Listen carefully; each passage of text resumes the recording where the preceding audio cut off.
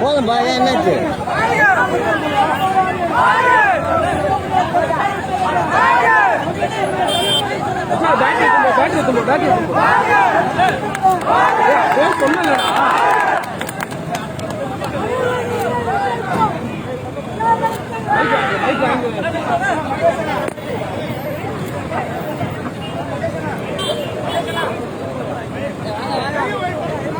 ஒரு பாயிண்ட்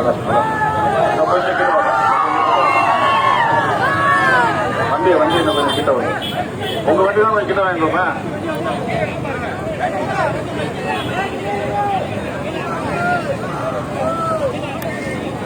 தலைமா நீயே வாங்கி ஒழுங்கா மாட்டி கொடுத்துறா.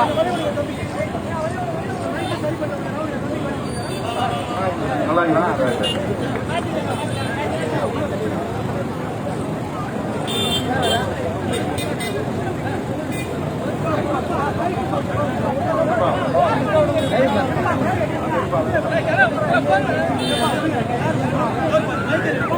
நமது சின்னம் அந்த ஜவாஹிருல் அவர்களின் சின்னம், தளபதி அவர்களின் வாழ்த்துக்களை பெற்ற சின்னம், காங்கிரசின் ஆதரவு பெற்ற சின்னம், மதிமுகவின் ஆதரவு பெற்ற சின்னம், இடதுசாரி கட்சிகளின் ஆதரவு பெற்ற சின்னம், யூனியன் முஸ்லீம் லீக்கின் சின்னம், மனிதநேய மக்கள் கட்சியின் சின்னம், தமிழக வாழ்வுரிமை கட்சியின் சின்னம், விடுதலை சிறுத்தைகளின் சின்னம், பேராசிரியர் ஜவாஹிருல்லா அவர்களின் சின்னம், நமது சின்னம் வெற்றியின் சின்னம், சமூக நீதியின் சின்னம், வெற்றியின் சின்னம், சமூக நல்லிணக்கத்தின் சின்னம், சமூக ஒற்றுமையின் சின்னம், மத நல்லிணக்கத்தின் சின்னம், வெற்றியின் சின்னம். அன்பார்ந்த கபிஸ்தலம் பகுதியை சார்ந்த பெரியோர்களே, தாய்மார்களே, வாக்காளர் பொதுமக்களே, பாபநாசம் தொகுதியின் வேட்பாளராக மனிதநேய மக்கள் கட்சியின் வேட்பாளராக போட்டியிடும் பேராசிரியர் ஜவாஹிருல்லா அவர்களுக்கு உதயசூரியன் சின்னத்திலே வாக்களித்து அவரை பெருவாரியான வாக்குகளின் வித்தியாசத்தில் வெற்றி பெறச் செய்ய வேண்டும் என கேட்டுக் கொள்வதற்காக உங்களை நாடி வந்திருக்கிறோம், தேடி வந்திருக்கிறோம். இந்த தேர்தல் வழக்கமான சராசரியான ஒரு தேர்தல் அல்ல. இது மிகவும் ஆபத்தான கொள்கைகளை கொண்ட மதவாத கட்சியும் சாதியவாத கட்சிகளும் சேர்ந்து தமிழகத்தை ஆக்கிரமிப்பு செய்ய துடிக்கிற ஒரு தேர்தல். இந்த ஆபத்தை நாம் புரிந்து கொண்டு வாக்களிக்க வேண்டும். திமுக தலைமையிலான கூட்டணி கட்சிகளுக்கும் அதிமுக தலைமையிலான கூட்டணி கட்சிகளுக்கும் இடையிலே நடக்கிற அதிகார போட்டியில் நடைபெறுகிற ஒரு தேர்தல் என்று நாம் எண்ணிவிடக் கூடாது. மிகவும் முக்கியமாக இதை நீங்கள் சிந்தித்து பார்க்க வேண்டும், நுட்பமாக கவனிக்க வேண்டும். அதிமுகவுடன் கூட்டணி சேர்ந்திருக்கிற அல்லது அதிமுகவை வழிநடத்துகிற அல்லது அதிமுகவை சுவீகரித்துக் கொண்ட பாஜக தமிழ்நாட்டை குறிவைத்திருக்கிறது என்பதை மறந்துவிடக் கூடாது. அதுதான் மிக மிக முக்கியமானது. திமுகவிலே இடம்பெற்றுள்ள கூட்டணி கட்சிகளுக்கும் அதிமுகவிலே இடம்பெற்றுள்ள கூட்டணி கட்சிகளுக்கும் மிகப்பெரிய வேறுபாடு உள்ளதை நீங்கள் புரிந்து கொள்ள வேண்டும். திமுக கூட்டணி திடமென தேர்தல் நேரத்திலே உருவான கூட்டணி அல்ல, அல்லது பேரம் பேசி திரைமறைவிலே பேரம் பேசி பேரம் படிந்த பிறகு உருவான கூட்டணி அல்ல. வீட்டுல பார்த்தேன் 5 ஆண்டுகளுக்கு முன்பே இந்த கூட்டணியை அதன் தளபதி அவர்கள் தொலைநோக்கு பார்வையின் அடிப்படையிலே உருவாக்கி வழிநடத்தி வந்திருக்கிறார். மருத்துவக் கல்லூரி மாணவர்களுக்கான நீட் என்னும் நுழைவுத் தேர்வை எதிர்க்கிற போராட்ட களத்தில் தொடங்கி கடைசியாக மோடி அரசு கொண்டு வந்திருக்கிற வேளாண் சட்டங்களை எதிர்க்கிற போராட்ட களம் வரை திமுக, காங்கிரஸ், சிபிஐ, சிபிஐஎம், மறுமலர்ச்சி திராவிட முன்னேற்ற கழகம், விடுதலை சிறுத்தைகள் கட்சி, மனிதநேய மக்கள் கட்சி, இந்திய யூனியன் முஸ்லீம் லீக் என்று 10க்கும் மேற்பட்ட கட்சிகள் ஒன்று சேர்ந்து 5 ஆண்டு காலம் தொடர்ந்து பல்வேறு போராட்ட களங்களில் கைகோர்த்து நின்றிருக்கிறோம். தேர்தலில் நிற்காத திராவிடர் கழகம் உள்ளிட்ட பெரியார் அமைப்புகள், பல்வேறு அமைப்புகள் ஒருங்கிணைந்து இந்த கூட்டணியிலே களப்பணி ஆற்றியிருக்கிறோம். அதற்கு காரணம் 2021 வருகிற இந்த சட்டப்பேரவை தேர்தலில் கூட்டணி வைத்துக் கொள்ள வேண்டும், தொகுதிகளை பங்கீடு செய்து கொள்ள வேண்டும் என்பதற்காக அல்ல. அது அல்ல முக்கியம். தமிழ்நாட்டை குறிவைத்திருக்கிற பாஜகவை உள்ளே நுழைய விடாமல் தடுக்க வேண்டும், தமிழ்நாட்டை பாதுகாத்தாக வேண்டும் என்பதுதான். பாஜகவும் ஒரு அரசியல் கட்சி தானே. திமுகவை போல, அதிமுகவை போல, கம்யூனிஸ்ட் கட்சிகளை போல பாஜகவும் ஒரு அரசியல் கட்சி தானே. அதுவும் தமிழ்நாட்டிலே அரசியல் செய்தால் என்ன குடிமொழிவிடும், ஏன் பாஜகவை எப்படி எதிர்க்க வேண்டும் என்று கேள்வி எழலாம். பாஜக சராசரி அரசியல் கட்சி அல்ல. பாஜக என்கிற அரசியல் கட்சியை இயக்குவது ஆபத்தான பயங்கரவாத கொள்கையை கொண்டிருக்கிற RSS என்கிற இயக்கம்.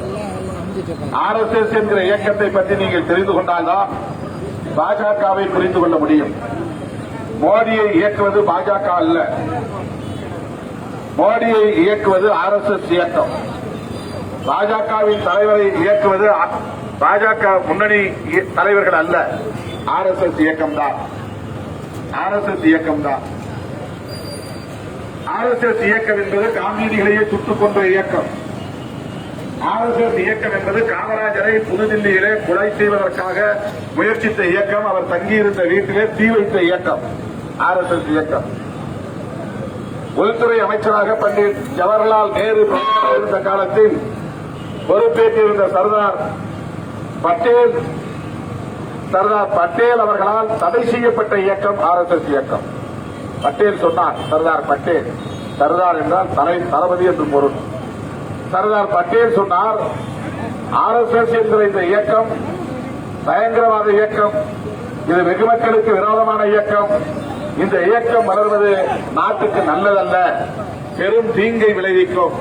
எனவே இந்த இயக்கத்தை தடை செய்கிறோம் என்று தடை விதித்தவர் சர்தார் பட்டேல் என்பதை மறந்துவிடக் கூடாது. அவ்வளவு மோசமான ஆபத்தான பயங்கரவாத கொள்கையை கொண்ட RSS இயக்கத்தின் அரசியல் பிரிவுதான் பிஜேபி. தமிழ்நாட்டிலே அவர்கள் நம்முடைய அடிப்படை பிரச்சனைகளை பற்றி ஒருபோதும் பேச மாட்டார்கள்.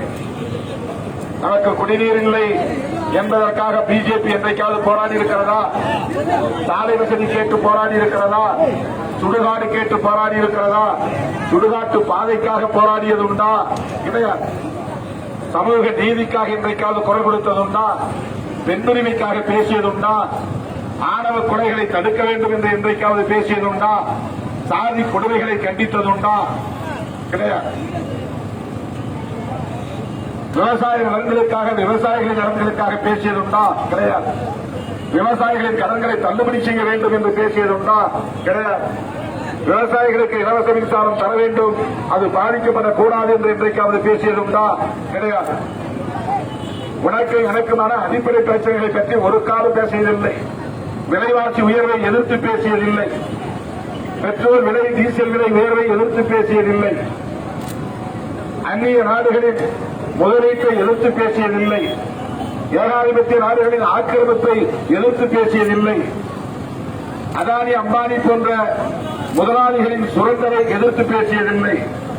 தஞ்சை மாவட்டத்தையே, டெல்டா மாவட்டத்தையே சீரழிக்கக்கூடிய வகையில் ஹைட்ரோ கார்பன் திட்டங்களை கொண்டு வந்திருக்கிறார்களே, அந்த ஹைட்ரோ கார்பன் திட்டங்களை வேண்டாம் என்று ஒரு நாளும் பிஜேபி பேசியதில்லை. பேச மாட்டார்கள். நல்ல குடிநீர் வேண்டும் என்று பேசியதில்லை, பேச மாட்டார்கள். அவர்கள் பேசுவதெல்லாம் நீ இந்து, அவன் முஸ்லீம், அவன் கிறிஸ்டியன். இவன் எல்லோரையும் முஸ்லீம் மதத்துக்கு மாற்றுகிறான், இவன் பைபிளை கொடுத்து எல்லோரையும் கிறிஸ்தவ மதத்துக்கு மாற்றுகிறான். நாம் எல்லோரும் இந்துக்கள்.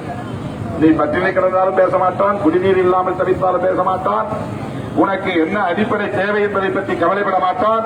ஆனால் திடீரென்றவனுக்கு இந்து பாசம் மட்டும் பொங்கி வழியும். இதுதான் பிஜேபி, இதுதான் பிஜேபி. இதை புரிந்து கொள்ளுங்கள். தமிழ்நாட்டிலே இன்றைக்கு அவர்கள் குறிவைத்த நாளில் இருந்து முருகன் அரசியலை கையில் எடுத்துக் கொண்டார்கள். வேல் வேல் வீரவேல் வெற்றி வேல். ஆனால் தமிழ்நாட்டு மக்களுடைய பிரச்சனைகளை பற்றி என்றைக்காவது பேசியதை நாம் பார்க்கின்றோமா? மிகவும் ஆபத்தானவர்கள். வட இந்தியா முழுவதும் இப்படித்தான் மத வெறுப்பு அரசியலை திணித்து விதைத்து இந்துக்களா முஸ்லிம்களா, இந்துக்களா கிறிஸ்தவர்களா என்று மத வெறுப்பு அரசியலை விதைத்து மோதலை தூண்டி குஜராத்தில் மிகப்பெரிய கலவரத்தை நடத்திய கும்பல் தான் மோடியின் கும்பல். ஒரே நாளில் கலவரத்தில் 3000 முஸ்லிம்களை வெட்டி படுகொலை செய்தார்கள். 3000 பேரை படுகொலை செய்தார்கள். வயிற்றிலே நிறைமாத கர்ப்பிணியின் வயிற்றிலே இருந்த சிசுவை எடுத்து கண்டதுண்டமாக வெற்றி போட்டார்கள். அந்த அளவுக்கு வெறுப்பு அரசியலை விதைக்கிற கும்பல் தான் பிஜேபி கும்பல். மறந்துவிடக் கூடாது. தமிழ்நாடு அமைதியாக இருக்கிறது. எத்தனையோ சாதிய பிரச்சனைகள் நடந்திருக்கலாம். ஆனால் மதத்தின் அடிப்படையிலே இந்து முஸ்லிம், இந்து கிறிஸ்தவன் என்று இதுவரையில் மோதிக்கொண்டதே கிடையாது.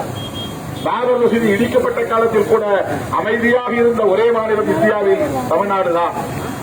முஸ்லிம்களுக்கு எதிராக இந்துக்களோ, இந்துக்களுக்கு எதிராக முஸ்லிம்களோ அமைதி காத்தது. அதற்கு காரணம் பகுத்தறிவு பகலவன் தந்தை பெரியார் அவர்கள் இந்த மண்ணை பக்குவப்படுத்தினார் என்பதுதான். பெரியாருடைய அரசியல் மட்டும் காரணம் இல்லை. அவருடைய தளபதியாக அரசியல் களத்தில், தேர்தல் களத்தில், நாடாளுமன்ற ஜனநாயக களத்தில் அடியெடுத்து வைத்த பேரறிஞர் அண்ணா அவர்கள் தமிழ்நாட்டை பண்படுத்தினார், பெருமைப்படுத்தினார். அண்ணாவுக்கு பிறகு 50 ஆண்டு காலம் தமிழ்நாட்டை கட்டி காப்பாற்றி இது சமூக நீதி மன்தான், இது பெரியார் மன்தான் என்று இந்த மண்ணை பாதுகாத்தவர் திராவிட முன்னேற்ற கழகத்தின் தலைவர் முத்தமிழறிஞர் கலைஞர் அவர்கள். அந்த காலத்திலிருந்து இந்த காலம் வரையில், அண்ணா காலத்திலிருந்து இந்த காலம் வரையில் அந்த கும்பல் திமுகவை ஒழிக்க வேண்டும் என்றுதான் செயல்பட்டுக் கொண்டிருக்கிறது. அதே அரசியல் இன்றைக்கு பல பேர் பேச தொடங்கிவிட்டார். இன்றைக்கு வந்திருக்கிற நடிகர் கமல்ஹாசன் உட்பட அவர்களுக்கெல்லாம் எதிரி யார்? திமுக மட்டும்தான். தனித்து போட்டியிடக்கூடிய மக்கள் நீதி மையத்தின் எதிரி திமுக, அம்மா மக்கள் முன்னேற்ற கழகத்தின் எதிரி திமுக, நாம் தமிழர் கட்சியின் எதிரி திமுக. இவர்கள் யாரும் அதிமுகவை பற்றி விமர்சிப்பதே கிடையாது, பிஜேபியை பற்றி பேசுவதே கிடையாது. அங்கொன்றும் இங்கொன்றுமாக பேசுவார்கள். ஆனால் மெயின் டார்கெட் டிஎம்கே. பிரதானமான இலக்கு குறி திமுக. நான் திமுகவுக்கு வக்காலத்து வாங்கி பேசவில்லை தோழர்களே. ஆனால் திமுகவை அவர்கள் குறிவைப்பதற்கு என்ன காரணம் என்றால், பெரியாருடைய அரசியலை இன்றைக்கும் பாதுகாத்து இந்த மண்ணை, தமிழ் தேச மண்ணை சமூக நீதி மண்ணாக கட்டி காப்பாற்றி வருகிறது திமுக என்பதை மறந்துவிடக் கூடாது. இது யதார்த்தமான உண்மை, எவராலும் மறுக்க முடியாத உண்மை. எம்ஜிஆர் தலைமையேற்றதுமே அதிமுகவின் பெரியார் கொள்கை 50% நீர்த்து போய்விட்டது. ஜெயலலிதா தலைமையேற்ற உடனேயே 75% நீர்த்து போய்விட்டது. எடப்பாடி தலைமையேற்றதும் 100% நீர்த்து போய்விட்டது. எடப்பாடி அவர்களின் தலைமைக்கு பிறகு அதிமுகவை நீங்கள் திராவிட இயக்கம் என்று சொல்ல முடியாது, பிஜேபியின் பினாமி கட்சி என்றுதான் சொல்ல முடியும். அதிமுக என்பது பிஜேபி பினாமி கட்சி. பாட்டாளி மக்கள் கட்சியும் இப்போது பிஜேபியின் பினாமி டீமாகத்தான் செயல்படுகிறது. மா கா என்று எழுதுவதில் நடுவில் இருக்கிற மாவை அழித்துவிட்டு ஜா என்று போட போகிறார். பாமக என்பதற்கு பதிலாக பாஜக என்று மாறப்போகிறார். அந்த அளவுக்கு அவர்கள் பாரதிய ஜனதா கட்சியின் கட்டுப்பாட்டுக்குள்ளே போய்விட்டார்கள், நீர்த்து போய்விட்டார்கள். பாரதிய ஜனதாவின் இழுத்த இழுப்புக்கெல்லாம் ஆட்டம் போடும் ஏவல் வேலைகளை செய்யும் கட்சிகளாக மாறிப் போய்விட்டன அதிமுகவும் பாமகவும். அவர்களின் முதுகலை ஏறி பாஜக இங்கே கார்கொண்டு துடிக்கிறது. நேரடியாக பாஜக இங்கே வளர முடியாது. நேரடியாக இங்கே மதவாத அரசியலை திணிக்க முடியாது. ஆகவே அவர்கள் அதிமுகவையும் பாமகவையும் பயன்படுத்துகிறார்கள். எனவே இங்கு பாஜகவுக்கு 3 சின்னங்கள் இருக்கின்றன தமிழ்நாட்டிலே. ஒன்று தாமரை சின்னம், இன்னொன்று இரட்டை இலை சின்னம், இன்னொன்று மாம்பழம் சின்னம். இது 3 சின்னமுமே பாஜகவின் சின்னம் தான், பாரதிய ஜனதாவுடைய சின்னம் தான். நீங்கள் இரட்டை இலைக்கு ஓட்டு போட்டால் அது பாஜகவுக்கு ஓட்டு போடுவதாக, நீங்கள் மாம்பழத்திற்கு ஓட்டு போட்டால் அது பிஜேபிக்கு ஓட்டு போடுவதாகத்தான் பொருள். நீங்கள் எடப்பாடியை முதலமைச்சராக வேண்டும் என்று ஆசைப்பட்டு ஓட்டு போட்டால் நீங்கள் மோடியை முதலமைச்சராக்கப் போகிறீர்கள் என்றுதான் பொருள். ஓ பன்னீர்செல்வத்தை துணை முதலமைச்சர் என்று எண்ணினால் இல்லை, அமித்ஷா தான் தமிழ்நாட்டின் துணை முதலமைச்சர், மறந்துவிடக் கூடாது. கடந்த 5 ஆண்டுகளாக தமிழ்நாட்டை ஆண்டது எடப்பாடியும் ஓபிஎஸும் அல்ல தோழர்களே, மோடியும் அமித்ஷாவும் தான். மோடியும் அமித்ஷாவும் தான். அந்த அளவுக்கு அதிமுக முற்றாக நீர்த்து போய்விட்டது. அது ஒரு பிஜேபி பினாமி கட்சியாக மாறி போய்விட்டது. அதிமுக தப்பி தவறி ஆட்சிக்கு வருமையானால் வர வாய்ப்பே கிடையாது, 100% வாய்ப்பே கிடையாது. எடப்பாடியே வெற்றி பெறுவாரா என்பது கேள்விக்குறி, ஓபிஎஸ் வெற்றி பெறுவாரா என்பது கேள்விக்குறி. அவர்கள் சேர்த்து வைத்திருக்கிற, கொள்ளையடித்து வைத்திருக்கிற பணத்தை கொட்டி கொட்டி இறைத்தாலும், ஓட்டுக்கு 5000 ரூபாய் கொடுத்தாலும் மக்கள் இந்த முறை மாற்றித்தான் வாக்களிக்கப் போகிறார்கள். 10 ஆண்டு காலம் பட்டது போதும், 10 ஆண்டு காலம் பட்டது போதும். அம்மையார் காலத்தில் 5 ஆண்டுகள், எடப்பாடியின் காலத்தில் 5 ஆண்டுகள். அவரால் அவருடைய ஆட்சி காலத்திலே மோடியை கடுமையாக எதிர்த்தார். 2019 நாடாளுமன்ற பொதுத் தேர்தலின் போது ஜெயலலிதா அம்மையார் அவர்கள் நேரடியாக பொதுக்கூட்டத்தில் பேசும்போது சொன்னார், நான் முன்பு ஒரு தவறு செய்துவிட்டேன், அந்த தவறை பரிகாரம் செய்வதற்காகவே நானே பிஜேபி ஆட்சியை கவிழ்த்தேன், இனி எந்த காலத்திலும் அதிமுகவுக்கும் பிஜேபிக்கும் எந்த தொடர்பும் இருக்காது சொன்னது யார்? ஜெயலலிதா அம்மையார். ஆனால் அம்மாவை குலதெய்வமாக கும்பிடுகிறோம் என்று சொல்லுகிற அதிமுக தொண்டர்களை ஏமாற்றுகிற எடப்பாடி பழனிசாமி அவர்களும் ஓ பன்னீர்செல்வம் அவர்களும் பாஜகவோடு கூடி குழவிக் கொண்டிருக்கிறார்கள். அவர்களின் கட்டுப்பாட்டில் சிக்கி திணறிக் கொண்டிருக்கிறார்கள். அவர்களிடமிருந்து மீள முடியாமல் செயலிழந்து கிடக்கிறார்கள். சொல்ல போனால் கட்சியையும் தமிழ்நாட்டையும் பிஜேபியிடம் அடமானம் வைத்து விட்டார்கள். அடமானம் வைக்கப்பட்ட தமிழ்நாட்டை மீட்பதற்கு ஒரே ஆற்றல் அண்ணன் தளபதி அவர்களின் கைகளில் தான் இருக்கிறது. இதை மனப்பூர்வமாக சொல்லுகிறோம், கூட்டணிக்காக சொல்லவில்லை, இந்த தேர்தலுக்காக சொல்லவில்லை. அதிமுகவால் தமிழ்நாடு பாரதிய ஜனதாவுக்கு அடமானம் வைக்கப்பட்டு விட்டது. அப்படி அடமானம் வைக்கப்பட்டுவிட்ட தமிழ்நாட்டை மீட்கிற வலிமை திமுகவுக்கு இருக்கிறது. அதனால் திமுக கூட்டணியில் விடுதலை சிறுத்தைகள் மட்டுமல்ல, இடதுசாரிகள் உள்ளிட்ட ஜனநாயக சக்திகள் அனைவரும் கைகோர்த்து நிற்கிறோம். தளபதி முதல்வராக வேண்டும் என்பது திமுகவின் விருப்பம் மட்டுமல்ல, காங்கிரசின் விருப்பமும் தான், இடதுசாரி கட்சிகளின் விருப்பமும் தான், ஏன் விடுதலை சிறுத்தைகளின் மனப்பூர்வமான விருப்பம். அவர் முதல்வர் ஆனால்தான் பாஜக தமிழ்நாட்டிலே காலூன்ற விடாமல் அடித்து விரட்ட முடியும். இது தமிழ்நாட்டில் எனக்கு வேலை இல்லை என்று அவர்கள் ஓட வேண்டும். அவ்வளவு மோசமான மக்கள் விரோத கொள்கைகளை கொண்ட ஒரு கட்சிதான் பாஜக என்பதை நினைவில் வைத்துக் கொள்ளுங்கள். தோழர்களே, தமிழ்நாட்டில் நடைபெறவுள்ள இந்த சட்டப்பேரவைத் தேர்தல் திமுக கூட்டணிக்கும் அதிமுக கூட்டணிக்கும் இடையில் நடக்கிற யுத்தம் அல்ல. நேரடியாக சொல்லுகிறோம், திமுக தலைமையிலான கூட்டணி கட்சிகளுக்கும் பாஜகவுக்கும் எதிரான யுத்தம் தான் இந்த தேர்தல் யுத்தம். மறந்துவிடாதீர்கள். எதிரணியிலே போட்டியிடக்கூடிய கட்சிகள் 234 தொகுதியிலும் பிஜேபி தான் இருக்கிறது. இரட்டை இலை நிற்கவில்லை, மாம்பழம் நிற்கவில்லை. கூட்டணி கட்சிகளின் சின்னங்கள் அங்கே இருந்தாலும் கூட உண்மையிலே அது பிஜேபி தான் என்பதை மறந்துவிடக் கூடாது. பெரியாரால் பக்குவப்படுத்தப்பட்ட தமிழர் நிலம், பேரறிஞர் அண்ணா அவர்களால் காப்பாற்றப்பட்ட செழுமைப்படுத்தப்பட்ட தமிழர் பூமி, முத்தமிழ் அறிஞர்களால் பாதுகாக்கப்பட்ட பராமரிக்கப்பட்ட இந்த தமிழ் தேசம் சாதி வெறியர்களின் ஆக்கிரமிப்புக்கு ஆளாகிவிடக் கூடாது. மத வெறியர்களின் இலக்குக்கு இரையாகிவிடக் கூடாது.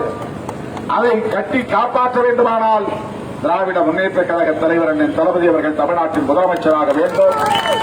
அதற்கு என் உயிரின் உயிரான விடுதலை சிறுத்தைகளே, நீங்கள் எஞ்சியுள்ள இந்த நாட்களில் கங்கணம் கட்டிக்கொண்டு இறங்கி வேலை செய்ய வேண்டும். தெரு தெருவாக செல்ல வேண்டும், வீடு வீடாக செல்ல வேண்டும். ஒரு ஓட்டு கூட சிந்தாமல் சிதறாமல் பேராசிரியர் ஜவாஹர்லா அவர்கள் போட்டியிடக்கூடிய உதயசூரியன் சின்னத்திலே பெருவாரியான வாக்குகளின் வித்தியாசத்தில் வெற்றி பெறச் செய்யுங்கள் என்று கேட்டு எழுச்சி மிகுந்த வரவேற்பு நல்கிய உங்கள் அத்தனை நல்ல உள்ளங்களுக்கு என்னுடைய நெஞ்சார்ந்த நன்றியை தெரிவித்து விடைபெறுகிறேன். நன்றி, வணக்கம். சின்னம் திமுக ஆதரவு பெற்ற சின்னம், காங்கிரஸ் ஆதரவு பெற்ற சின்னம், இடதுசாரி கட்சிகளின் சின்னம், விடுதலை சிறுத்தைகளின் சின்னம்.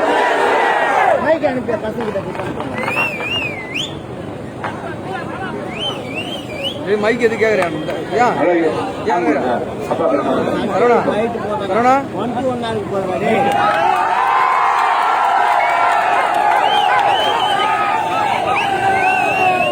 கதிரவன், சங்கீதா ஆகியோரின் இந்த அழகிய ஆண் குழந்தைக்கு தமிழ் ஆதவன் என்று பெயர் சுட்டி வாழ்த்துகிறேன். நிறுத்தி